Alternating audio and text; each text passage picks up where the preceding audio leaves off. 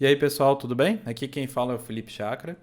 E, finalmente, né, a gente chegou na nossa terceira aula, que é sobre o terceiro capítulo do livro do Abolição do Homem, que também é o último capítulo do livro. Aqui é a nossa última aula, né? Infelizmente. A gente vai encerrando aí, no fim desse vídeo, né, esse curso, que é totalmente gratuito, disponível aí no YouTube, futuramente disponível também no Spotify e em outras plataformas também, para que você consiga ouvir essa aula com calma e reouvir quantas vezes você precisar, compartilhar com as pessoas também que têm uma certa dificuldade em entender a obra do Lewis. E se você está chegando de paraquedas agora nesse vídeo, gostaria de explicar para você que esse curso é um resumo, né, basicamente explicativo de cada capítulo, sendo aí cada aula, né, dando atenção de uma forma lenta para aquelas pessoas que têm mais dificuldade mesmo de entender a obra do Abolição do Homem. Então vamos lá. Vamos conversar então um pouco sobre o terceiro capítulo, mas, como a gente faz de costume, vamos recapitular o que a gente falou no primeiro, do primeiro capítulo e no segundo também. Vamos lá. O primeiro capítulo a gente falou sobre os homens sem peito. O que são esses homens sem peito? São homens que foram educados com uma visão de sociedade que eles precisam ser racionais para serem mais evoluídos, rompendo ali com os valores emocionais que eles podem ser bons. Esses valores emocionais, que são declarados como bons, eles vêm de um fundamento, e esse fundamento é o Tao. Se você não sabe o que é o Tao, ele é muito importante para entender tudo que o livro está tratando sobre, basicamente, o livro inteiro.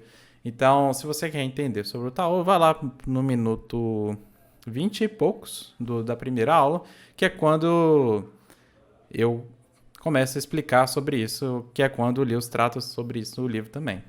Então, nesse primeiro capítulo, o Lewis ele trata mostrando uma visão que existe os homens sem peito, né, criados ali muitas vezes por meios educacionais, né, errados, com interpretações erradas sobre a vida e que acaba provocando ali uma criação, uma geração de seres humanos, né, que romperam ali com seus valores da coragem, da honra, do sacrifício, do altruísmo, criando ali uma sociedade que não tem coragem mais para fazer nada, para se sacrificar e praticar efetivamente esses valores. O que é irônico, porque a sociedade que quer que os homens sejam assim, a fim de que eles abandonem a sua natureza sentimental para serem mais evoluídos, ao mesmo tempo quer que eles sejam honrosos, quer que eles sejam corajosos, e isso é impossível.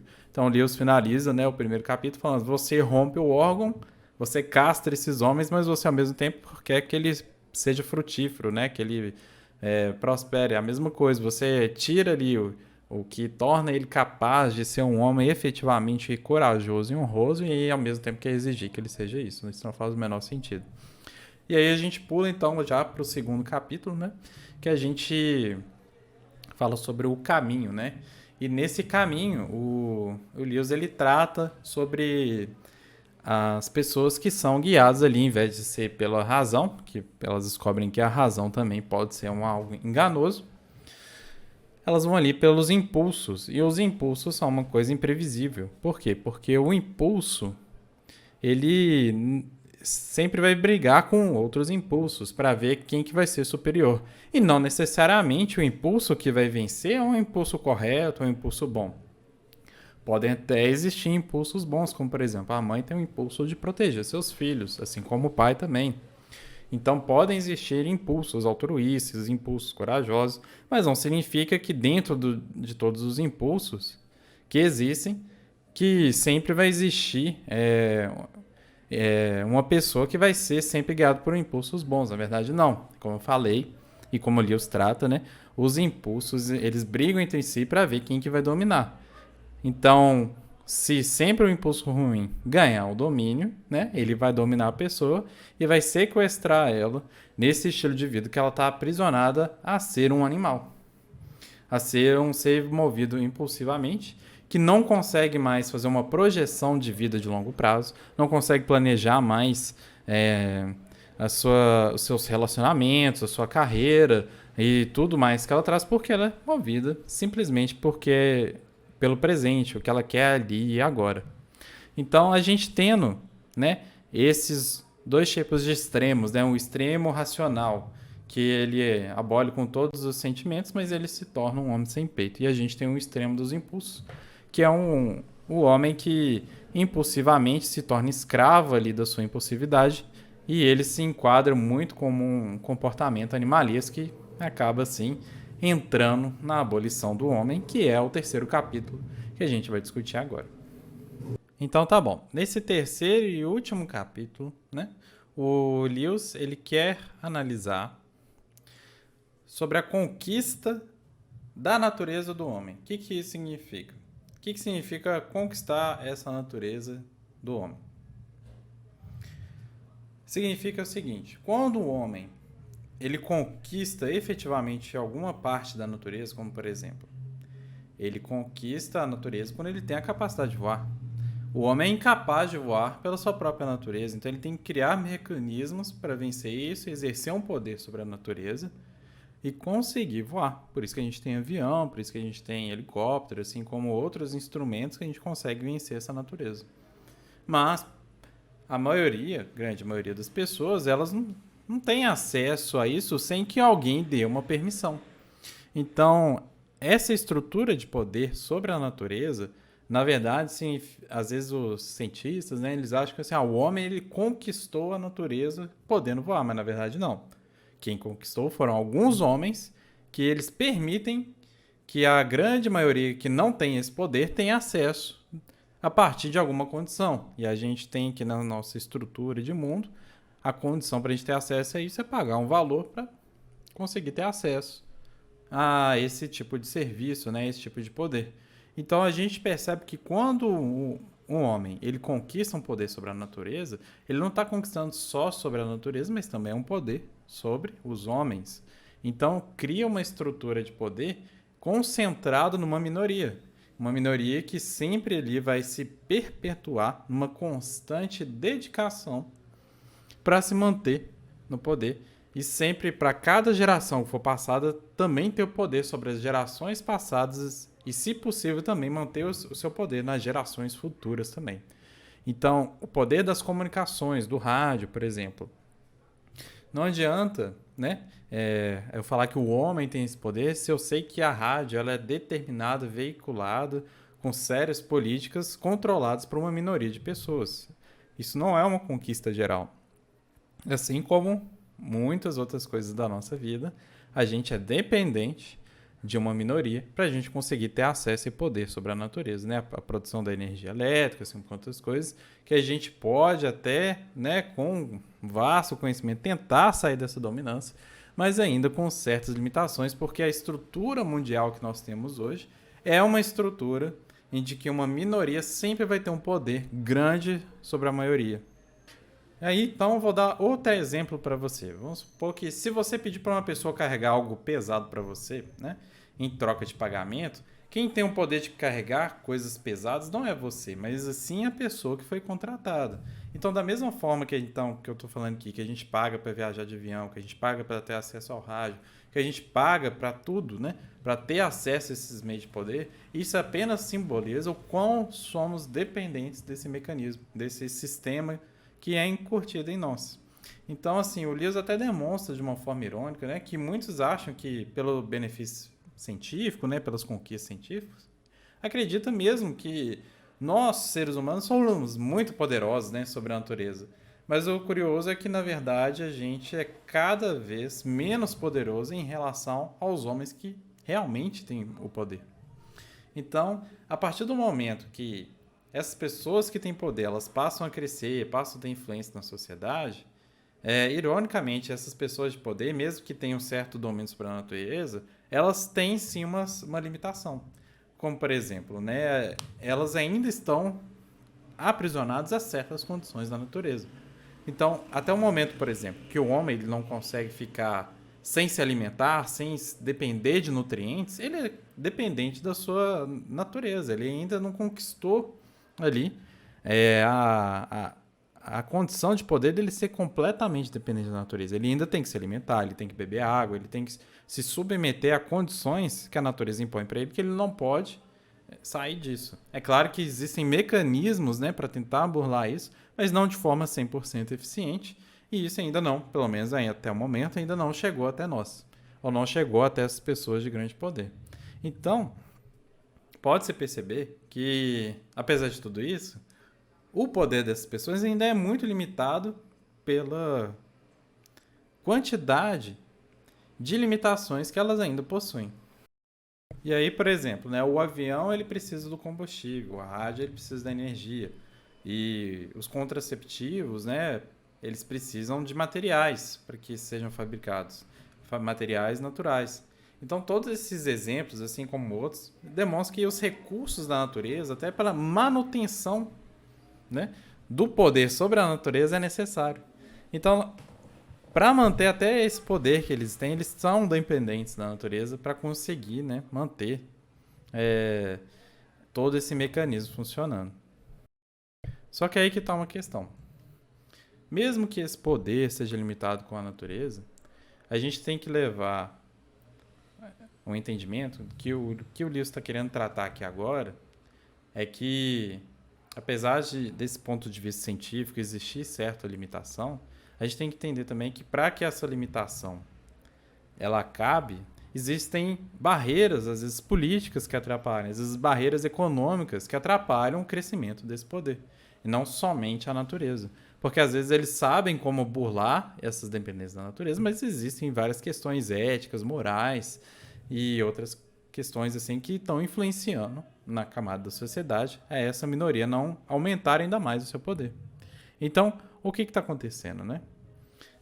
O Lewis ele demonstra então que esses homens dotados de poder eles possuem suas influências para determinar até questões de Estado, políticas e questões econômicas. Então, a partir disso, uma posteridade, né, será controlada por esses homens, ou seja, as novas gerações será controlada por esses homens que o Lewis chama no livro dele, né, de manipuladores, para que eles comecem a manipular e definir dentro dessas políticas, dentro das questões de Estado, o que é certo, o que é errado, o que tem que ser lei e o que não tem que ser.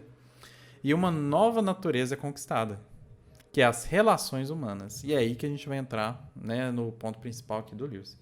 E essa questão foi passada de geração em geração, de forma que cada vez mais que a posteridade, essa posteridade que significa uma minoria posterior, assim, a novas minorias que iriam surgindo, elas obtinham mais e mais poderes, ou seja, e isso se concentrava ainda mais.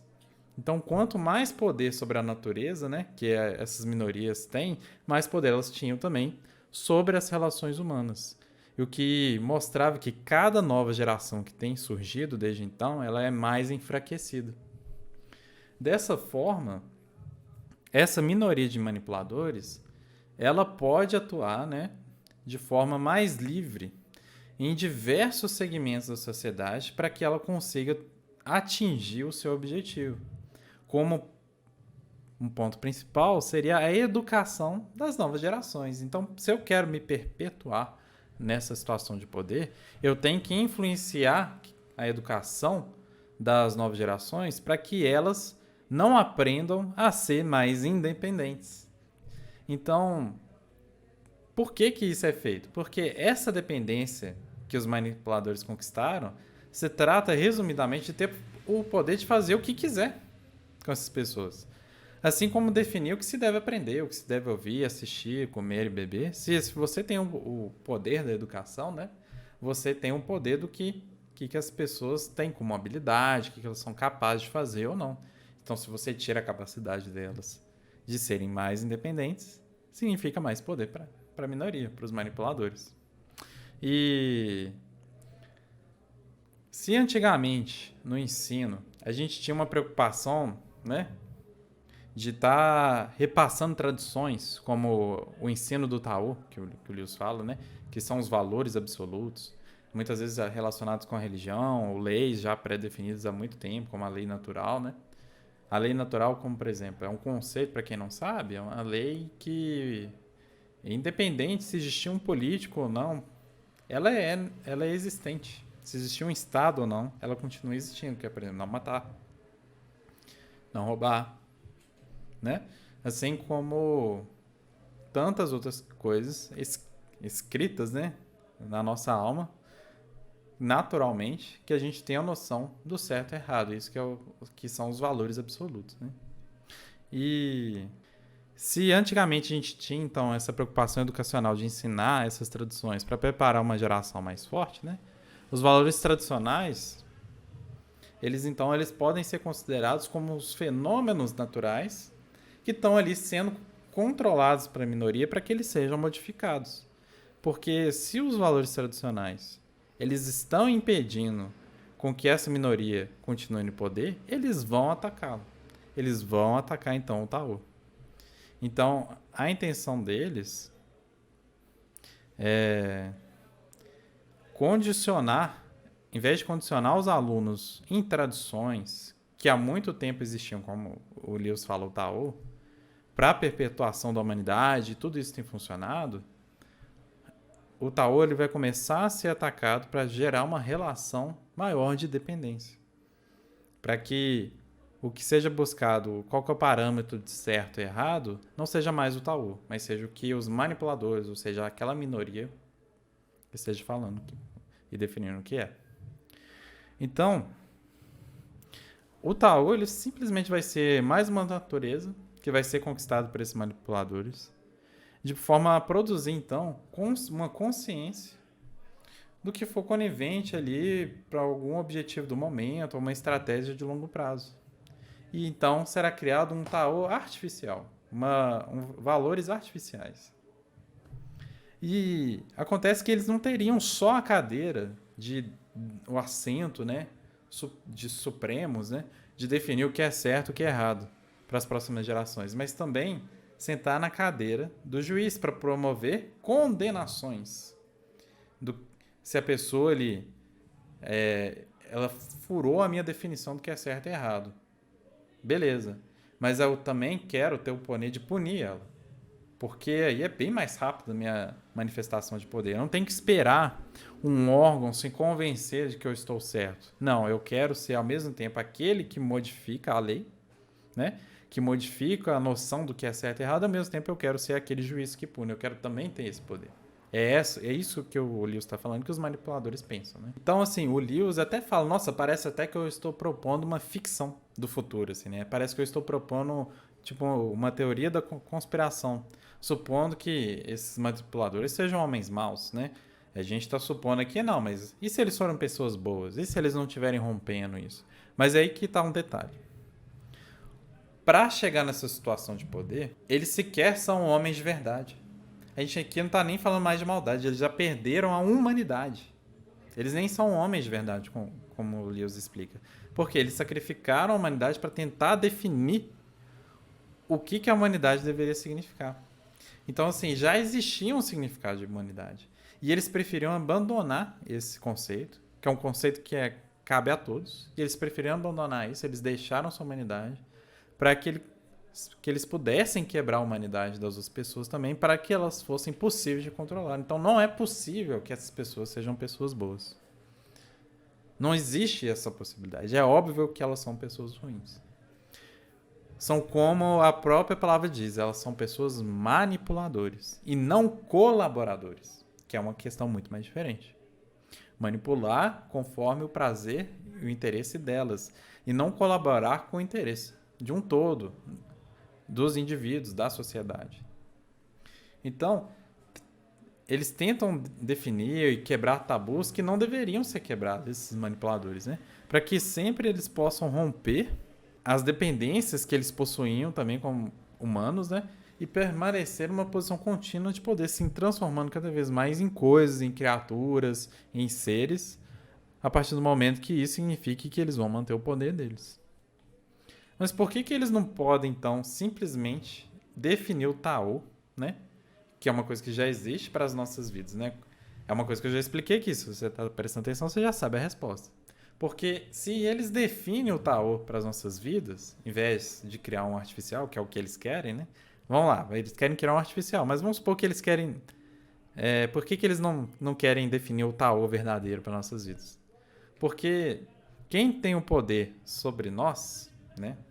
É a natureza, ou seja, o Tao, e não eles. Então, mesmo que eles não gostem do Tao e definissem ele como certo, eles acabariam demonstrando que eles estão submetidos ao Taô, reconhecendo que ele tem um poder, né, acima deles, que eles também estão submetidos ao Taô, a fim de prestar contas do que é certo e errado em função do Taô. Agora, como eles dizem o que é certo e o que é errado, as pessoas têm que prestar contas a eles, porque eles são os fundamentos para dizer o que é certo e errado. Então, é por isso que eles não têm nenhum interesse nos fundamentos tradicionais. É por isso que eles relativizam. É por isso que eles querem manipular tudo, todos os esquemas da sociedade. Então, pode ser que a partir disso, esses manipuladores que estão aí rompendo com o Taô, eles possam estar criando valores na sociedade à base dos impulsos. E o que a gente vê na nossa sociedade hoje? Que a palavra casamento, ela não significa mais casamento, que ela pode significar qualquer coisa, ou seja, é um significado impulsivo. Que às vezes as relações humanas de relacionamento, elas não são mais com homem e mulher. Elas são outras coisas. É o que eu sinto ali no momento. É o que eu sinto ali e pronto, acabou. E se você discutir, você é um idiota. Você é o intolerante. Então, assim, eu sou movido pelo impulso. Eu sou movido e quero ignorar toda uma tradição do que foi definido, né? Há muito tempo atrás, que tem funcionado para a sociedade, porque é assim, pronto, acabou. E se você acha ruim, eu vou lá nos manipuladores para que você seja cancelado. Porque você não concorda comigo. Tá parecendo alguma coisa com o que a gente vive hoje? Então, assim, é por isso que a sociedade ela tá caminhando para estradas para ruína. Construídas essas estradas por uma minoria, que é sedenta em se manter numa ilusão de domínio de poder. Mas ela está sendo carregada também, ao fazer essa estrada, para a mesma destruição. Que a maioria ali das pessoas que está querendo seguir isso vai se deparar. Pois se espera, né, que nessa sociedade que tenha uma perda da humanidade, uma bestialização do que um dia a gente chamava de homem, né? Homem, no caso, ou mulher, né? De humanidade. Então, mesmo que tentem argumentar que o Taô às vezes não passa apenas de um obscurantismo, né? Que afastava as pessoas de um conhecimento libertador da natureza. Até os manipuladores precisam admitir que o Taô não se tratava de limitar os conhecimentos científicos. Os valores absolutos eles não estão aqui para limitar o crescimento da ciência, mas de propor que a ciência, o domínio da natureza, elas possuem limitações que precisam ser respeitadas. Como a gente falou no capítulo 1 e no capítulo 2, o Taô, ele permite críticas, sim. O Taô, ele permite alterações, mas de dentro para fora. E a gente falou isso. A gente falou, por exemplo, o exemplo, né, de Confúcio falando assim, não faça aos outros o que você não quer que faça com você. Beleza, é um pensamento muito bom. Então, assim, se a gente adotasse mais isso, a gente não ia cometer atos ruins com as outras pessoas, na expectativa de que as outras pessoas não fizessem isso com a gente também. Mas teve uma melhora desse Taô. E a melhora foi por meio de Jesus, que Jesus falou assim, faça aquilo com os outros que você gostaria que fizesse com você. Então aqui, o Jesus está propondo para que você não é que você não faça nada de ruim, é que você sempre faça o bem. É uma abordagem completamente diferente, que você, se você praticar somente a questão do Confúcio, você não vai fazer o mal, mas também você não vai fazer o bem. Então, né? O que Jesus está propondo é que assim, faça continuamente o bem. Então, as ações boas, elas vão suplementar a preocupação de estar fazendo algo ruim ou não. Então, você sempre vai estar preocupando em fazer uma coisa boa. Você sempre vai estar fazendo uma coisa boa. Se isso fosse um conhecimento geral, se isso fosse uma prática geral, tá todo mundo fazendo coisa boa para todo mundo, né? Que é uma demonstração de ampliação do Taô. Ou seja, pegou um valor tradicional, que não é para fazer coisa ruim, e ampliou ele para fazer também coisas boas. Então você tem esse crescimento de noção, de dimensão. Mas não é o que acontece, né? Com as pessoas que acham, né, que o Taô é apenas uma limitação, quando na verdade é muito mais do que isso. É um norte, é um guia para o que deve ser feito. Então, se uma vez o homem conquista, né, o poder de ir para o espaço e diz que ele tem um poder sobre o espaço, vamos supor, ele está ignorando tantas outras estrelas desconhecidas que de forma conivente não são consideradas parte da natureza. Então, assim, nós fomos à Lua, nós fizemos isso, nós temos fotos de não sei o quê. Mas tem trocentas e milhares de não sei o quê, de quantas estrelas que ainda nem sequer foram apresentadas e conhecidas ainda pelo homem. Então, esse domínio da natureza, ele é uma piada. Assim, né? Esse domínio, né, que os manipuladores, eles gostam tanto, às vezes, de reivindicar, de mostrar, às vezes de manipular as pessoas como se elas tivessem isso também, ele é uma piada em função do poder que o universo tem sobre as pessoas, né? Como a amplitude, né, da natureza tem sobre nós, seres humanos. Completamente frágeis e ínfimos e com a vida finita. Então, assim, essa ação, né, de não considerar as outras estrelas, ela é proposital para não demonstrar, né, a falta de força dos manipuladores e como que ela está muito distante de ser realmente efetiva, né? Então, assim, na verdade, né, quem está negando o conhecimento científico são os manipuladores. O Tao não. Pelo Tao, você entende as suas limitações, você não reivindica coisas que você possivelmente nunca vai ter acesso. O Tao, ele permite uma visão equilibrada da existência e da vida, a fim de que os seres humanos, né, eles consigam ali buscar uma noção mais equilibrada da vida e conseguir existir de forma mais equilibrada. Então, o Tao e o conhecimento científico, eles caminham juntos, para que buscar conhecimento não seja uma meta, né, para atender a necessidade egoísta de poder. Aí o Lewis até fala, né, buscar conhecimento com necessidade egoísta seria como tratar uma mulher apenas por prazer sexual, quando na verdade a mulher é para gerar filhos e construir uma família estável e saudável para a próxima geração. Então, tratar o conhecimento de uma forma egoísta é um desperdício. É contra o Tao, né? É contra os valores tradicionais, porque o conhecimento para ser buscado é para causar impacto, é para trazer frutos. O que são frutos, né? É para ter consequências positivas que possam gerar mais consequências positivas, num efeito de escala, que ganhe assim uma escala de produtividade positiva assim para sociedade como um todo. Explicando isso de outras palavras, o conhecimento é para gerar bons frutos, que apenas poderiam ser considerados bons com a existência de um fundamento moral tradicional absoluto, que seria o Tao, que está acima de nós, que a gente pode olhar como referência para saber se aquilo é bom ou não. Mas se o mundo, né, ele é guiado por uma estrutura de poder pela minoria, que decidiu não querer mais seguir esse fundamento, né, esse guia para nós, esse norte, essa bússola, então, se a sociedade vai ser guiada por isso, ela não enxerga mais. Ela não enxerga mais o que é certo e errado. Ela não entende. Ela está indo cega. Ela não tem um norte. Ela não sabe para onde ir. Ela não sabe o que ela está fazendo. E ela tenta até construir algo, né, que se parece, algo relativo. Mas é muito abstrato, com muitas incertezas. Então, quando ela tenta buscar um fundamento mais firme, mais sólido, para tomar decisões, o que é certo e errado, ela vai se deparar com uma coisa invisível, não existe, não consigo enxergar, não é possível. E no fim das contas, todas as coisas que existem exatamente por causa do Tao, elas não serão mais possíveis de ser enxergadas e compreendidas. Chegar um momento que as pessoas não vão entender uma relação entre homem e mulher, um casamento, não vão entender mais um conceito de família, não vão entender mais uma estrutura de que é a função do Estado em relação à sociedade, não vão entender mais o que é uma instituição, qual que é a função da igreja, nada mais será compreendido. Então, o homem ele cai na sua abolição. Então é isso. Eu espero que vocês tenham gostado dessa aula. Essa aula é uma das aulas mais importantes, porque ela abrange basicamente a conclusão ali de Lewis sobre a abolição do homem.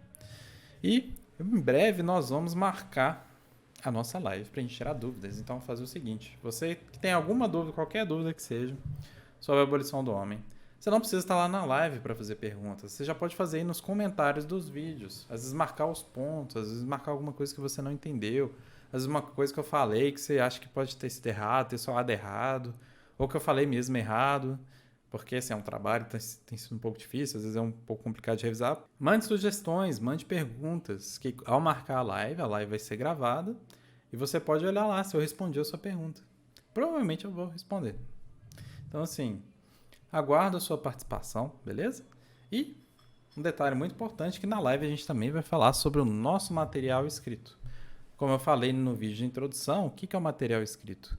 Ele é uma ampliação, né, do conhecimento do livro da Abolição do Homem, com o objetivo ali de ensinar para você como que você vai aplicar esses conhecimentos, como é que você enxerga tudo isso que o livro está falando em relação à nossa sociedade. E eu dando ali minha opinião pessoal sobre algumas questões, assim como questões de fé, como de política, de economia, assim como outras coisas que serão ali abordadas dentro do material escrito. Será um material mais extenso, né? Que você vai poder ler no tempo que você quiser, com um preço completamente acessível, num formato digital e também com a possibilidade, se você quiser ajudar esse material escrito ser divulgado, vou fazer o máximo possível, né, para conseguir. Acredito que possa existir mesmo essa possibilidade, mas eu falo aqui com o maior interesse de poder colocar o link para comissionados, né, para quem gostaria de ir lá se inscrever, por exemplo, lá na Hotmart, como no mercado de associados, lá se associar ao meu produto, divulgar para que a pessoa compre e você ganhe um dinheirinho lá na Hotmart, para você poder sacar e até comprar o material escrito ou outro livro que você quiser, você vai poder fazer isso. Pelo menos é o meu interesse de conseguir fazer isso acontecer, né? E eu espero que dê tudo certo. Mas, enfim, qual que será, então, o valor desse material escrito? Quais serão os temas que ele vai tratar? Isso aí a gente vai discutir tudo na live. Mas pode confiar em mim que é um valor super acessível. Aí você pergunta, se eu preciso do material escrito para entender o livro da Abolição do Homem? Não. A primeira coisa que você tem que fazer é só assistir às aulas. A segunda coisa que você tem que fazer é tentar ler o livro de novo. E a terceira coisa que você tem que fazer é deixar a dúvida aí nos comentários, que eu te ajudo a entender. Aí você precisa comprar o material escrito? Não precisa não. Não precisa nada disso não. O material escrito ele é simplesmente para você ajudar esse projeto que é crescer, para fazer cursos gratuitos de outros livros também e manter, né, esse projeto aqui crescendo de uma forma sustentável. Até porque eu estou usando os livros que eu já tenho. Chegar um momento que eu não vou ter mais livros, né, para fazer o curso e eu vou precisar comprar mais livros. Então, essa é uma forma de incentivo, né, para você me ajudar e para você aprender alguma coisa a mais também, né? Então é isso aí, pessoal. Espero que vocês tenham gostado. Muito obrigado por ter acompanhado até aqui. Espero vocês lá na live e também nos próximos cursos. Não deixe de curtir e deixar seu like aí. E também compartilhar o vídeo, apertar o sininho para quando chegar novos vídeos também. E claro, né, compartilhando aí para as pessoas que estão precisando aprender mais sobre o livro da Abolição do Homem. É isso aí, pessoal. Muito obrigado e até a próxima.